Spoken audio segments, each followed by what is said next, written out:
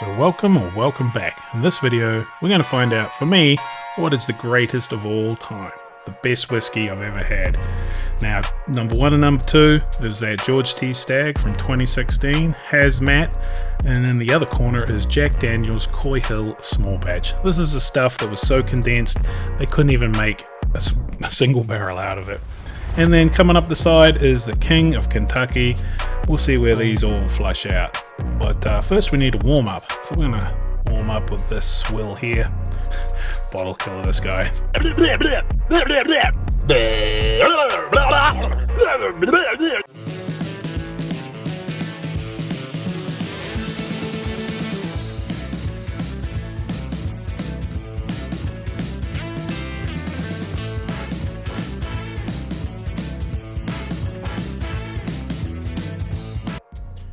Okay, so tonight we are trying two of my favorite whiskeys in the history of ever. So we're talking about Jack Daniel's Small Batch, Jack Daniel's Coy Hill Small Batch. This guy's coming at 149.8 proof. This shit was the stuff that they couldn't get enough of it to make a single barrel with literally only a couple of bottles. So they blended them all together and that was the end of it. And 2016 Hazmat G.O.A.T Stagg, 144.1 proof, just before they went all money crazy and quadrupled the amount of bottles on the Stagg. So Dr. No has brought his big gay glasses for his big gay bottle here. Man, that's viscous.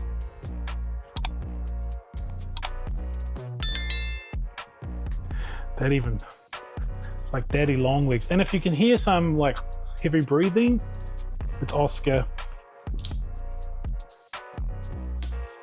So apparently Jack Daniels had to invent, the story goes, had to invent a special cork for this bottle because the proof was so high, they were worried that it was going to degrade the cork quickly. Now,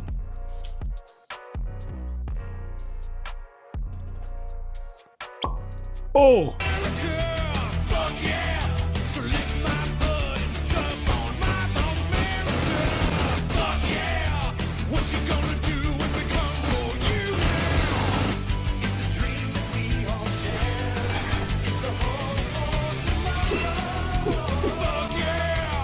That was a good pop. Cork looks pretty standard, looks like a normal, everyday, real cork, but such a little bottle. Now, this is the one I did my trade for. Now, I traded a Old Fitz VVS 13 and Russell's Reserve 15 for this bottle, and everybody said I was crazy. Most people did. Oh, look how fucking dark that is. Oh. That is molasses looking. The problem with this bottle is so fucking wee. So yeah, we're gonna sit back and we're gonna savor this shit and we're gonna see what comes in the best. This one needs a little bit of top. At least that's yours.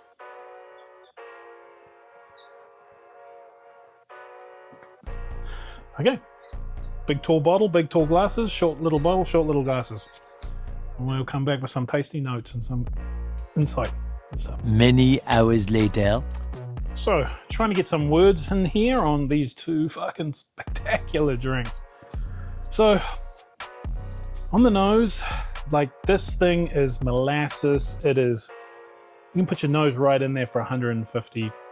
Oscar's gonna squeak, but that's what Oscar does. But it's just a dark molasses, like literally a concentrate of the 2021 Coy Hill, which it is. This guy, this is fantastic. This is an amazing G.O.A.T Stagg. On the nose, it's got all those Buffalo Trace sweet cherry things going on, but just more of them. On the initial palate. On the nose, I don't know which is better. Like, and we were just talking about it. This thing spent its life growing up in a middle-class suburban neighborhood. You know, 15 years at the bottom of the rick house, looked after. This guy, he's come from the hood. This guy's fucking, he grew up hard. You know, he's probably 7 years old of the hardest environment you could possibly imagine, at the top of Koi Hill, the top of the rick house. And it sort of jives. On the initial palette, I think I like this one, the harshness and the powerfulness of this one, but I tell you what, the finish on the G.O.A.T. Stagg is ridiculous. Like, if there's anything against the Koi Hill, it's just how quick the finish actually does go, considering how strong the flavors and things are. But this one does something that nothing else has ever really done for my mouth hole. And damn! That's this tingling, like lidocaine feeling. Almost has a dusty note. Mm-hmm. But a good dusty note. Like, I can see it definitely has a dusty note, but it's like that perfect amount of dustiness that from just a quality old whiskey that I don't know the age of this, but I think it was fairly old back in the day. I think, you know, at least 15. At least 15, but I reckon back in the, because the thing is, this was the last year when they only used, like, you know, I don't know the exact numbers, but say 300 barrels. And then it was the next year they realized we need to make some money. And they doubled the barrels, and then they doubled them again. So this was one of the last of the really low amount of barrels. So what is my favorite bourbon of all times? Because these are number 1 and number 2. So that's what we're deciding here. And TBD. We'll come back in a little bit and try and make a decision. But right now, this has got it for finish by a long way. And on the palate, I think the initial palate, this has got it. And on the nose, just tap it, whatever on the day. So it's gonna be a tough one. 15 years and 4 months. 15 years, 4 months is the minimum bottle, right? Yep. So I don't know, if I was to guess,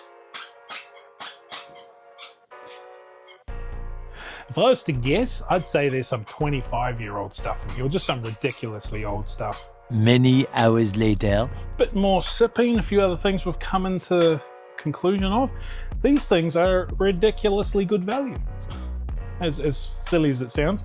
Like, we've literally had we had 1.5 ounces of each. We're about halfway through it. We've been drinking on this stuff for, I don't know, 15 minutes. Like, these bottles are going to last a long time. The one thing is, this bottle is, you know, on secondary probably running about, say, $1,600, and this one's probably running about $1,300.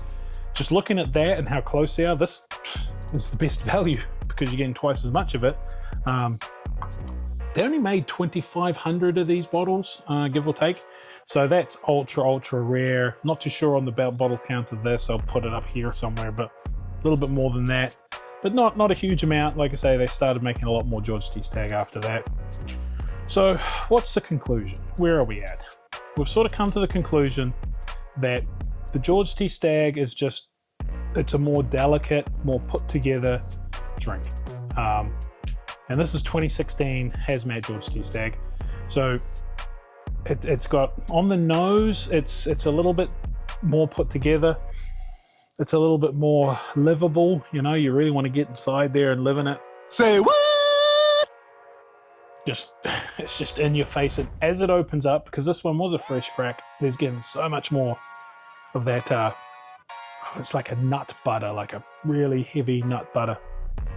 So it's changing as it opens up, so we can go back to it in a couple of weeks to see. But I think this one is like a pre-dinner. This is what you'd have pre-dinner. You'd sit down before you've eaten and, you know, sip on, and it'd be great. This one you'd have either with dessert or after dessert. This one would stand up wicked to like a cigar or something like that. And it's not that this one wouldn't either, but this thing is. So where are we at? I think they're too different to pick. If I had to have a first equal, and that's a total fucking cop-out. So I don't know. I really can't pick. These are two fantastic bourbons, the two best bourbons I've ever had.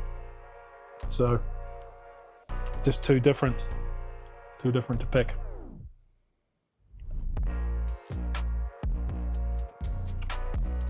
I think if you have either of these, you've got two of the best whiskeys ever made. And then the only other thing that might be worth hunting, of course, is there's a higher proof one of these, but we've had we had this one, which is 149.8, and then we had the doctor's other one, which is 147 or something pretty similar. Very, very similar. Obviously different, but similar, I think. And then what would be interesting is maybe like the old 2006 other Hazmat Staggs that are even older, but I'm still going to put them 1 and 2. And if I had to pick a number 1, I'm probably going to pick today, unfortunately, G.O.A.T. Stagg. And really comes down to value, and this comes in a bigger bottle. So it's the only real reason. Completely different bourbons, completely different whiskies that you would drink at a completely different time. And but hell, what does Oscar think? Drop it, motherfucker. Drop it. What one does Oscar want? Do you want this one? Ooh, do you want this one? He picked Jack Daniels. Jack Daniels wins. Jack Daniels wins. Ah.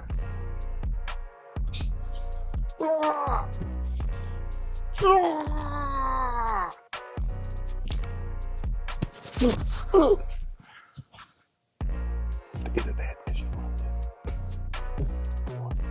Stagg. Oh no, he doesn't like G.O.A.T. Stagg. Jack Daniels for the win. Good boy. Okay, slight change of plan. I'm going to put the King up. Now, in my list, the King is not number 1 or number 2. He's a definite number 3, and I don't know if this is the best King I've ever had, but it's close. It's definitely not the worst. It's fucking fantastic. Like I say, they're all fantastic, but I'm going to put this guy in, see where they come. Oh.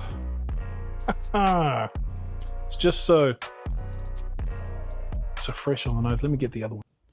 So this is some ridiculous first world. What is the best whiskey out of a Hazmat, G.O.A.T. Stagg, small batch Coy Hill, and King of Kentucky. King Kentucky nose is fantastic. It's that one's so strong, and that one's so delicate. This guy's just right bang in the middle. Definitely a lot of, there's so much caramels and there's so many dark fruits.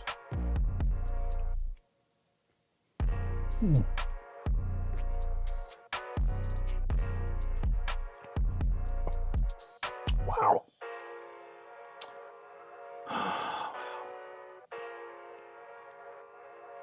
Such a nice middle ground. Get your laughing gear on that. What the fuck? Now I'm all confused. So confused.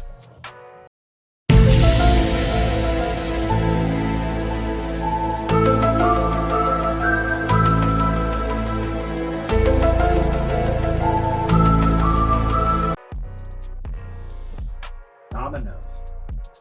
It's like, it's in between these two, eh? Like, it's in between them as like powerful, delicate, middle. Just has the, when I smell it, I smell like that cream soda, like King of Kentucky, Full Force kind of. Definitely something so much different than this. Like, this is just an oddball. Like, you can see, I don't know if you can see the glass, but it is disgusting. It's thick. It's like 13th Colony without the fucking additives.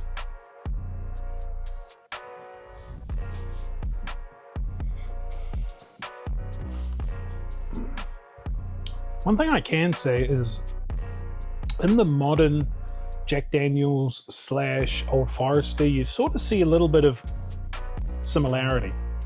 I don't get any of that between that and the King and the Coy Hill small batch.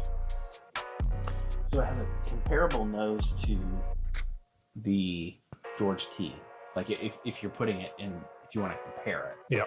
I think the G.O.A.T. still has a better nose. G.O.A.T. still has this better nose, but they are more put together, right? They are, once again, this is something else that's been looked after, I think, for 16 years. And I think that is probably the end of the thing. Like, these two things are 16 plus years old that were looked after. This was 9 years of abuse. And they lucked out and they got that. Yeah, the King of Kentucky has like a cream note to it, Definitely. like a cream soda note, which the George T. Stagg doesn't have. I don't get any of that really on there. The George T. Stagg almost has like kind of like a buttery feeling to it, but doesn't taste like the King. Yeah. Yeah. So putting that into it, they're definitely still, even though, like I say, I don't think this is the best King that I've ever had. I'm pretty sure, I think the that Liquor Barn one is just a few percentage better than that. But still a good one. So I would still go 1, 1.5, 2.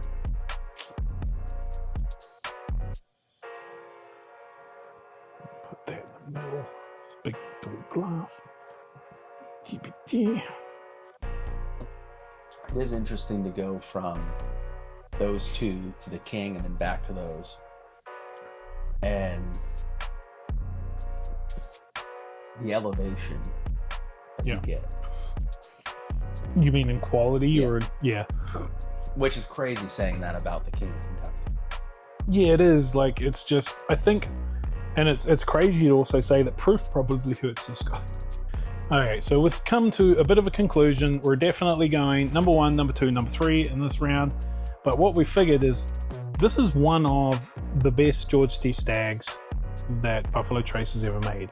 This is one of, like, this is the best thing Jack Daniels has ever made. Now, there might be a higher proof version, but, much the muchness. This is not particularly the best King of Kentucky ever made, but even if we had like another barrel of King of Kentucky that was like one of the greats, and they're all great, don't get me wrong, they're all great, but maybe it would be a little bit closer. But we're also thinking that in a blind or in any sort of straight competition, this is always going to be like curtailed by proof, because this one's 144 and this one's almost 150. So there is no King of Kentuckys that are in the 140s, so not I know of. So anyway, long story short, these are fantastic. Absolutely 3 amazing whiskeys, and they're event whiskeys. They're not just a fucking sit down and knock them back sort of thing. Like, you take an ounce or 2 of these and you savor it. And this one even is a little bit more crushable, as you can probably see, than these other 2, I believe, because the proof, I think, makes it a little bit more crushable. So anyway, that's the story. These are my 3 favorite whiskeys of all time, and I have officially ranked them 1, 2, 3. Yay me.